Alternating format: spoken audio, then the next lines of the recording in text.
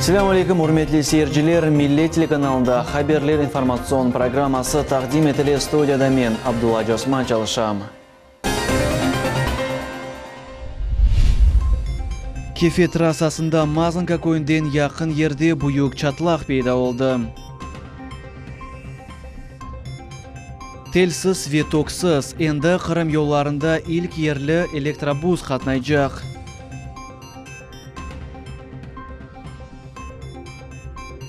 Yarımadada yanı yüzümcülük mevsimini hazırlıklar başlandı.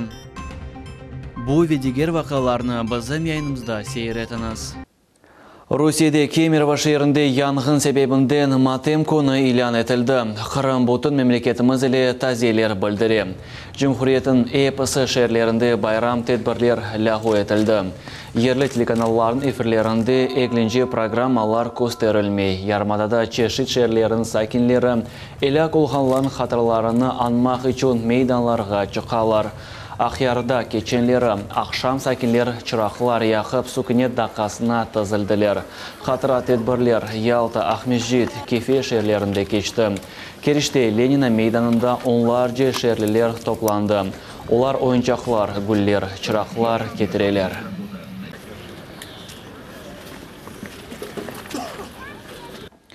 Bugün Bakçasaray sakinleri Kemerovo şehrinde ilak olğanların hatırasını andılar. Şehirde çeşit tedbirler ve aksiyalar geçti. Yüzlerce Qrim sakinleri güller ve yumşak oyuncaklar getirdiler. Bugün yangında elak olğanlarga bağışlanğan dualar Yarımadanın episi ibadetxanelerinde okulan. Qrim sakinleri Kemerovo şehrinde dehşetli faciada can bergenlerin hatırasını anmak için geldiler. Çokuslar şimdi gece inanıp olamaylar, böyle büyük yangın nasıl etip yüz berdi. Скорбим о детях, которые ушли из жизни. Царство небесное всем ребятишкам, ангелочкам нашим. Страшно. Могли бы на этом месте быть наши дети. Qrimlilar bütün memleket ile beraberlikte taziyelerini bildirdi. Bugün Yarımadanın her bir köşesinde elak olğanların hatırasını analar. Qrimnin çokusu şehirlerinde matem tedbirler geçti, memoriallar yerleştirildi. Böyle yerlerge sakinler qorantalarıyla kelip güller ve yumşak oyuncaklar koyalar. Bakçasarayda iş günü olğanına bakmadan yüzlerce sakinler meydanға çıktılar. Bu facia Yarımadanın episi sakinlerini birleştirdi. 3 дня мне очень плохо на самом деле. И просто знаешь, что твои дети могли бы там быть, и ты могла бы там. Мое глубочайшее соболезнование всем людям, которых коснулась эта беда. Жаль, просто жаль. Им жить. Кемерово, мы с вами. Это ужасно, конечно, событие, что и мы соболезнуем всем близким. İnsanların yaşına, millet ve din mensupligini akmadan Kemerovo şehrinde yüz bergen facia herkesini birleştirdi. Musulmanlar böyle kazalar olmamazlığı için dualar okuylar. Исламская религия такая, что она очень гуманная. Живя здесь, в России очень много национальностей, очень много конфессий. И мы все должны жить дружно, солидарно должны жить. И когда кому-то плохо, мы, естественно, должны помочь, протянуть руку помощи. Мусульмане обязательно откликнутся и могут собрать, допустим, нуждающимся, что надо, по мере возможности, кто сколько может. И вторая сторона, мы можем только просить у Аллаха, молиться, просить, делать дуа, чтобы Аллах принял наши дуа и чтобы вот такого больше не происходило. Kemerovo şehrinde yangın sonki 100 yıl devamında Rusya'da en büyük yangın sayılan. 64 adam facianın kurbanları oldular. Onların arasında 41 bala. Qrim bütün memleket ile qar duygularını his etti. Lila Vidjat, Vitaliy Golubov, millet için. Elak olğanların hatırasını endi aman 2000'den artekliler andılar. Olar internete böyle video yerleştirdiler. Lagerdan müdiri Alexey Kasprashak aytdı ki, artekliler özleri böyle kararga keldiler. Balların tek bir ricaları oldu. Gül almak. Artekte terbiyelengenler arasında Kuzbas sakinleri de var. Onlar için bu vakalar pek yakın. Onun için o statiyalarını koz yaşları ile bildirirler. Это большая трагедия всех. Я думаю, нашей большой стране. И все эти жертвы, они никогда не возместятся. Артек лагерінің мудиры бүгін білдірді ки, бала меркезі Кемерово шайырында зарар көрген эпосы балаларны қабыл етмеге азыр. Хатырлатамыз, базар күні Зимняя вишня адлы тижари меркез янды. Соңки мәліматқа көре 64 адам елек oldu, олардың арасында 41 бала. Кемерово шайырында елек олғанларын сайысы ақта ялан мәлімат дарқатқан Украин пранкеріне қаршы жинай иш açıldı. Хатырлатамыз, Вольныйның YouTube каналында бөле мәлімат бейді oldu. Анда о өзіні МЧС хадимы деп, Кемерово шайырының моргларына телефон ача ве мәселелерде қаш ер қалды деп сорай. Бірінші моргта 100-ден зияде елек олғанларына қабыл етмеге азыр олғанларына ешіткен сон, о айта ки яқын вақытта 300-ден зияде жесет кетірілежек дей.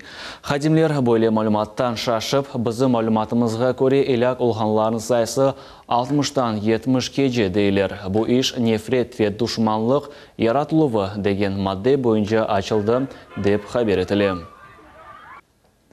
Херсон вилаетінің Қырым татарлары Украина президенті Петр Порошенкоға бізні Ленур Ислямовдан қорчаланыз деп рижа етелер. Олар ос видео мұражатыны YouTube каналда ерлештірділер. Анда олар Ленур Ислямов виясақ етілген межлісінің бірқач азасы Қырым татарларға басым көсергенлері, ақаретлегенлер, бизнес-еле оғрашмаға бермегенлер ақта тариф етелер. Недавно произошел инцидент. Исет Данов, представитель Меджлиса из Херсона, по указу Ленура Ислямова прибыл в наше ПГТ, дабы установить здесь свои рейсовые автобусы, монополизировать весь район, зарабатывать все деньги, то есть лично себе в карман. У нас с ними произошел небольшой конфликт. Средства массовой информации полностью у них в руках. Они нарезали видео, как им нужно, очернили нас на весь район. У нас нет сильного представителя сахалинских татар Херсона. Наши права никто не защищает. Весь Генический район оскорбляет нас в местном СМИ, оскорбляют, обзывают нас дичью, обзывают нас дикими татарами, черными. Нас никто не поддерживает, мы не знаем, как себя защитить. Вот мы хотим сделать обращение к президенту, так как он является гарантом наших конституционных прав. Помогите нам просто в решении этого вопроса, освободите нас от этих нападок. Есть кому еще что сказать? Ребята, вот, Бекир, вот ты знаком хорошо с президентом Гдановым и с Ленуром Ислямовым. Скажи, как ты работал там с ними? Я работал, пошел за идею, за слово, там, за родину, а получилось, что обманули многих, кого на произвол судьбы кинули и все. И многие кто бомжуют, кто уже, вообще, просто нема слов. Ты служил в Аскере, да? Да, я служил в Аскере, и получается, что нам рассказывали одно, а вообще получилось все по-другому. Обнадежили многие, вообще расстроились и ушли. Яқында көтлеви мәлімат васталарында Ислямов вилаетті бұтын нақлие бизнесіні оз қолына алмаға істеген ақта мәлімат бейді oldu. Бүгін саба Ахмежетінің полигоны янында белгісі себеплер или мақсулатлар или юклі газель янды. Нәтижеде зарар көргенлер олмады. Шатларын сөзлеріне көре айдавжы вақтында машинасынан шықты, амма алсузки машинаны құртарып оламады. Екене devlet imtihanını тапшырмақ яда мезунлар имтиhaninen сынырланмақ. Бүгін Ахмежетте конференция олып кечті. Он кечі шатында Қырымда нәтижеви аттестация суалері музакире етілді.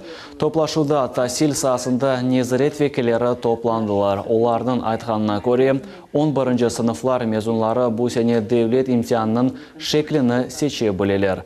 Амма имтihanda телефонлар яда башқа ясақ етілген мен балар или құлланған мезунлар пара жазасыны төлейжеклер. Бұл 3 яда 5000 рубледір.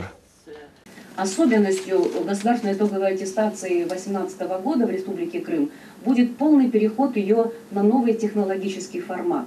А это значит, что государственный выпускной экзамен будет проводиться с использованием автоматизированной системы, которая затронет все этапы подготовки, распределения участников, проверки работ, обработки материалов А вот единый государственный экзамен мы вместе со всей Россией в этом году будем проводить во всех пунктах проведения по новым технологиям.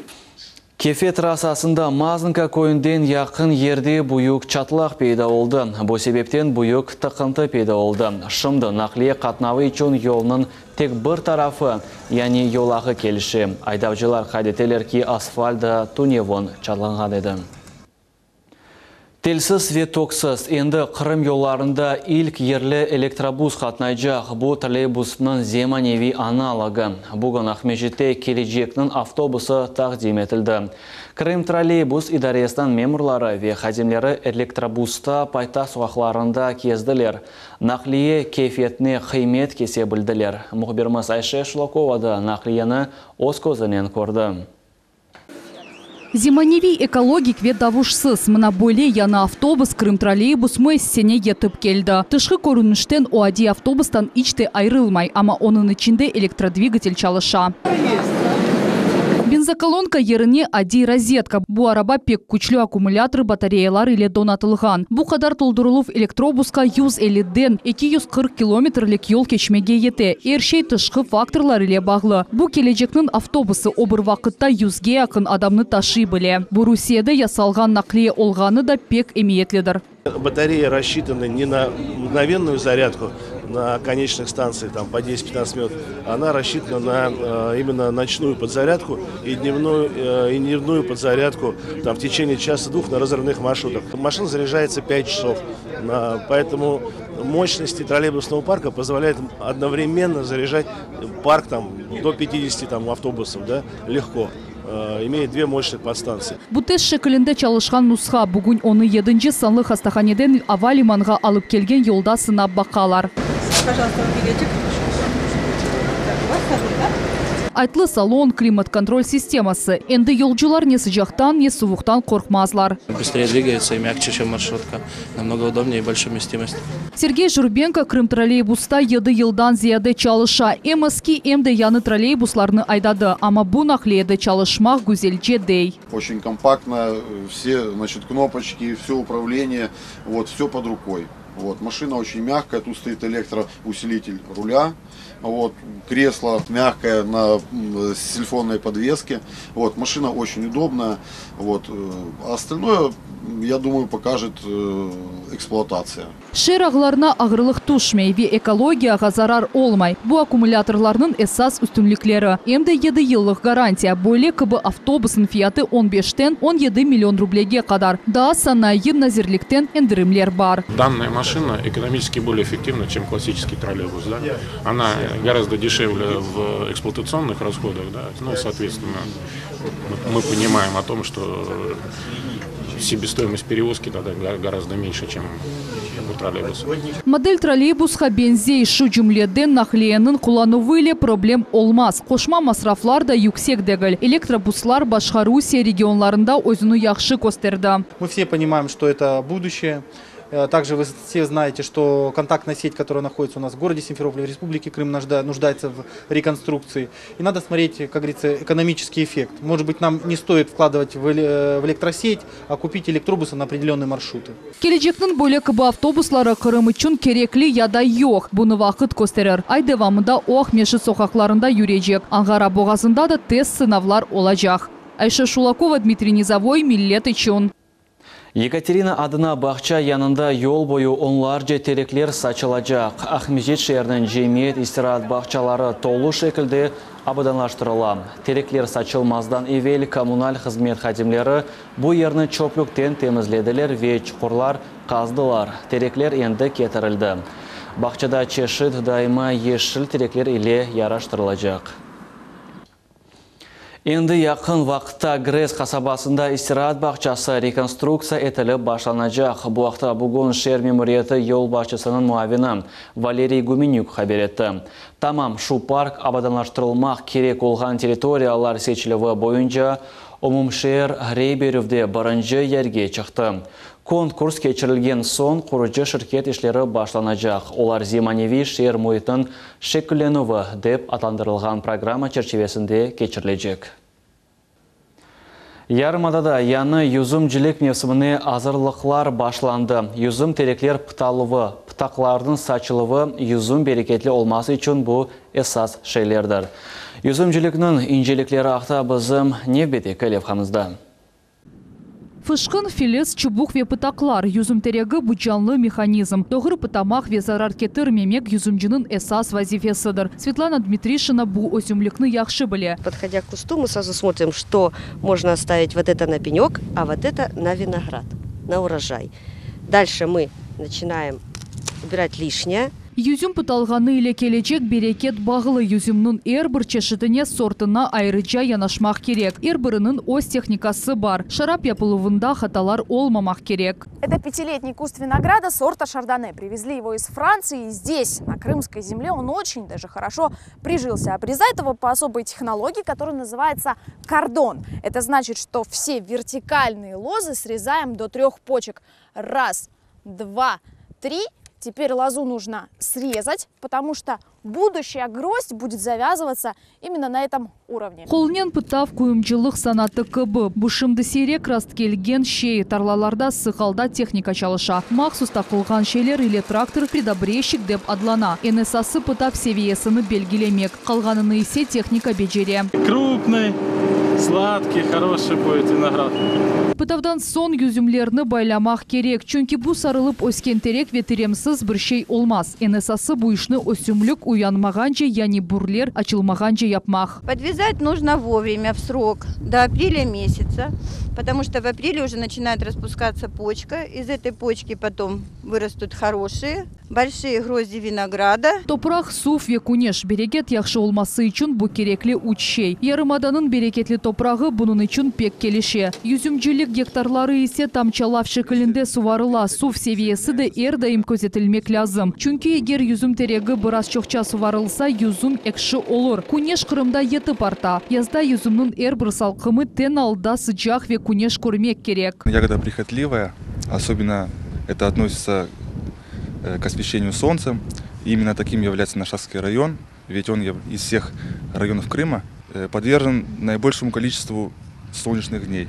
Сонки yıllar devamında çoxtan çox yanı yüzüm bağları saçıldı. Bu ösümlük daima bakılmaq керек olğanına baxmadan bu işнен oğraşqanlar çox. Pıtav, baylav, suvaruv, bakuv, bereket Korçalonovu. Bu işlerinin tek bir payıdır. Bu ösümlük Kırım timsallerinden biri oldu. Arzu Hasyanova, Ayşe Шулакова, Виталий Голубев, Millet üçün.